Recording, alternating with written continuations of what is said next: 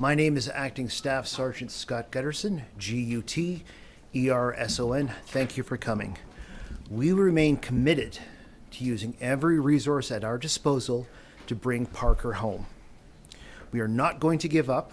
The missing person investigation will continue until he is found. Despite exhaustive and ongoing investigative work, which includes following up with more than 400 tips,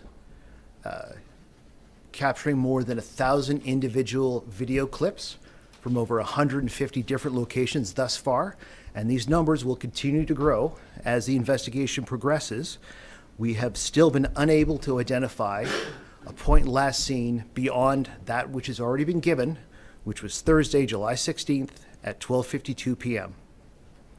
Through the coming days, we ask our residents to continually check their properties, checking their garages, their sheds, any boats that may be being stored at their homes, any RVs, any vehicles, trunks, any area where someone of Parker's size could be found. We need those to be searched by the residents. We're asking that any realtors or any landlords that are aware of vacant properties, check them and check them again. We know that Parker was mobile, and just because a particular address checked negative at a certain time and date doesn't mean that Parker could not be there now. We're asking that over certain addresses, if there are vacant homes, or if neighbors are aware of other neighbors who are on holidays or not in those homes, they contact those property owners and have them call us. Those streets are as follows: Travis Street Northeast, Travis Crescent Northeast, Trail Drive Northeast, Taylor Crescent Northeast, Travis Place Northeast, Thomas Street Northeast. If there are any vacant houses along those areas that landlords or realtors have access to, we ask that those be checked. If people are on vacation on any of those streets, and you hear this, you see this, regardless of where you are for vacation, please contact the Calgary Police Service. The support from the community has been heartwarming and extraordinary. At the same time, we recognize the emotional toll that this has put on the community of Thorncliffe specifically and the larger community of Calgary. Today, from noon till about 6 p.m., our victim assistance unit is set up at the Thorncliffe Community Hall to provide support and resources to any member of the community who is interested. We also recognize that this search has affected Calgarians, so we are asking anyone who needs any sort of support because of this event, call 211, the Calgary Distress Center. There may come a time when we have exhausted all the reasonable searches for Parker, but that day is not today. We still continue to search. We still continue to use ground units to search. We continue to search by air. We continue to search the water. We are doing everything we can to find Parker and bring him home.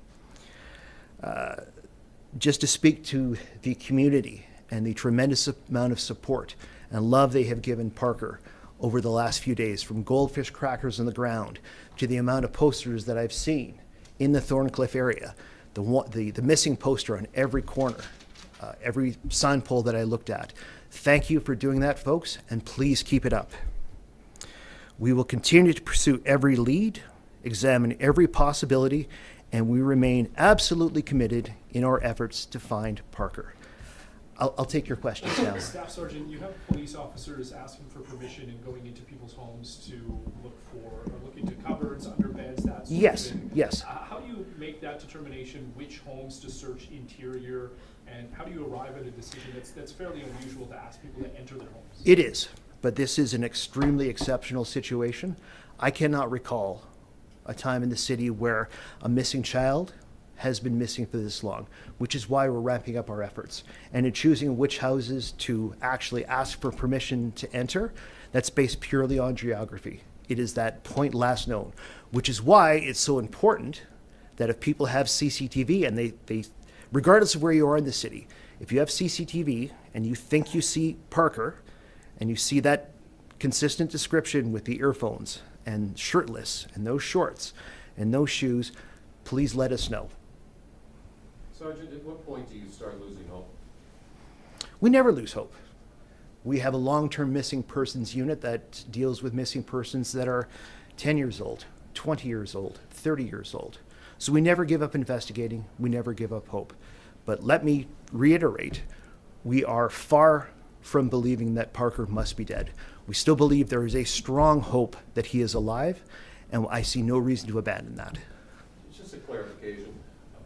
We understand he's nonverbal. And Yes. Does he have the ability, I mean, would he be able to go to get water out of a bottle? Yes, yes, yes, and I'm glad you asked that. If Parker was in an abandoned home, it's our understanding that he would be able to use the tap to get water, and he would know to use the fridge to get food, which is one of the reasons why we're asking those vacant homes or those homes where the occupants are on vacation to be checked and double checked. What can we say about bad actors? You guys have had to put out advisories a few times in as many days. I'm assuming you're talking about the despicable reports suggesting that he's been found dead. As Yeah. well as the things that came after acts of vigilantism. Last night Yep. there was the donation scam.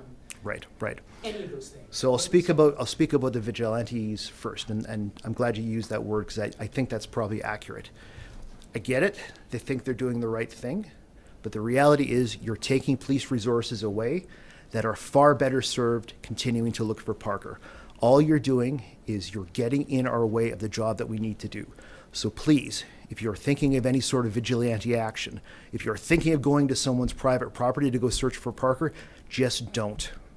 If you have a tip, you contact the police.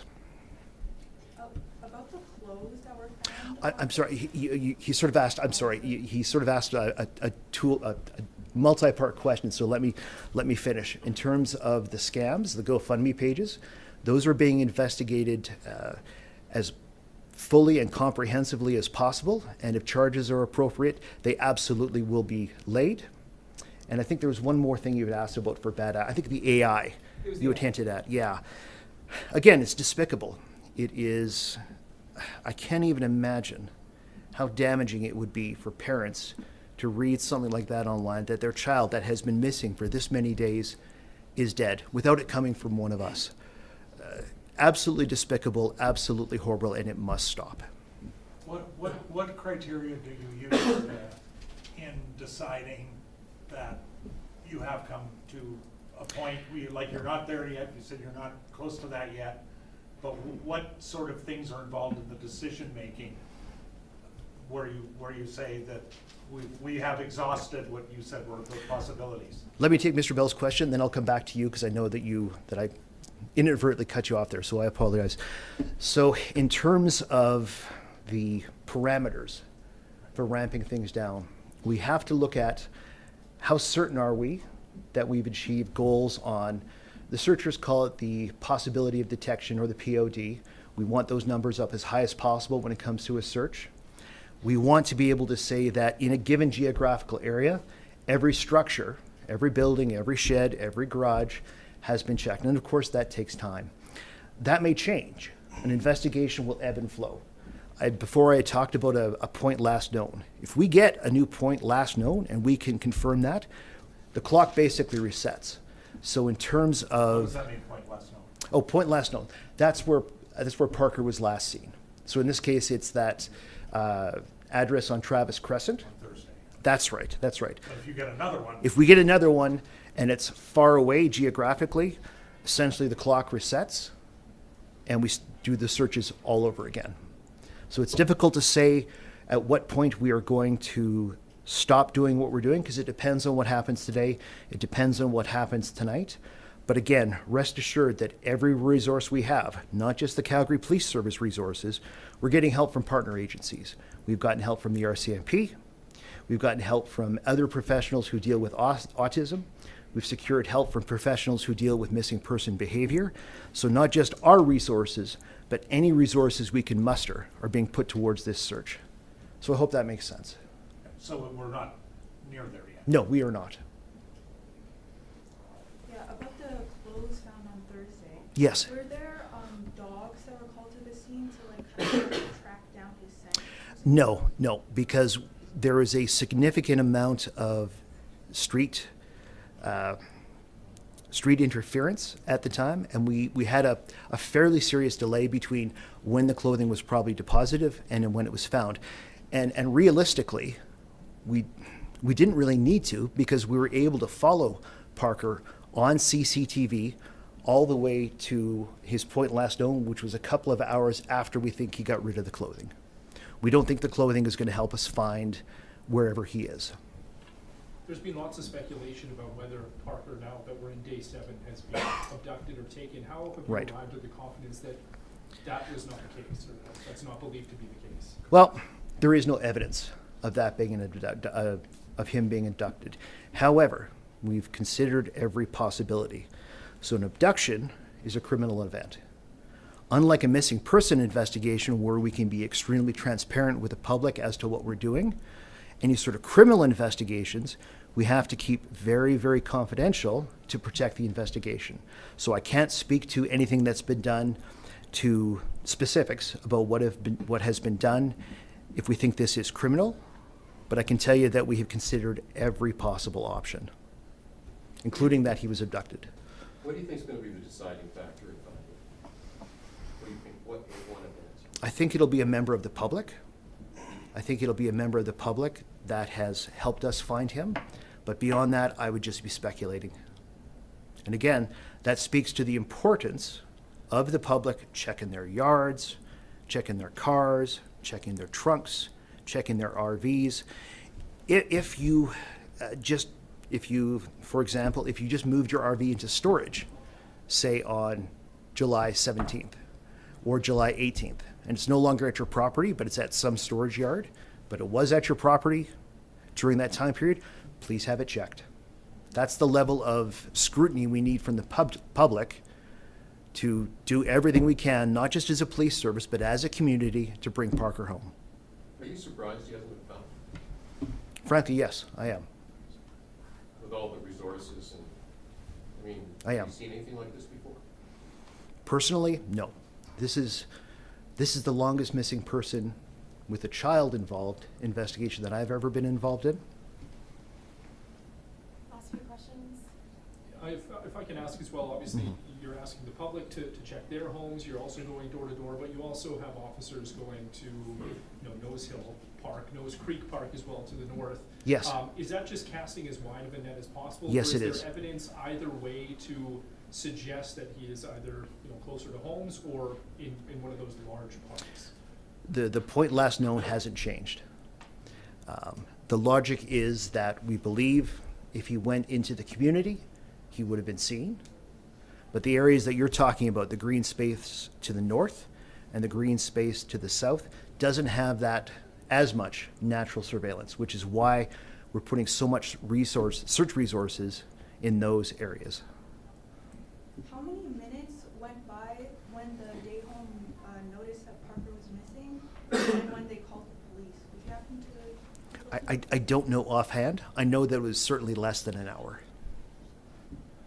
All right. Thank you guys so much. Thank you. Thank you.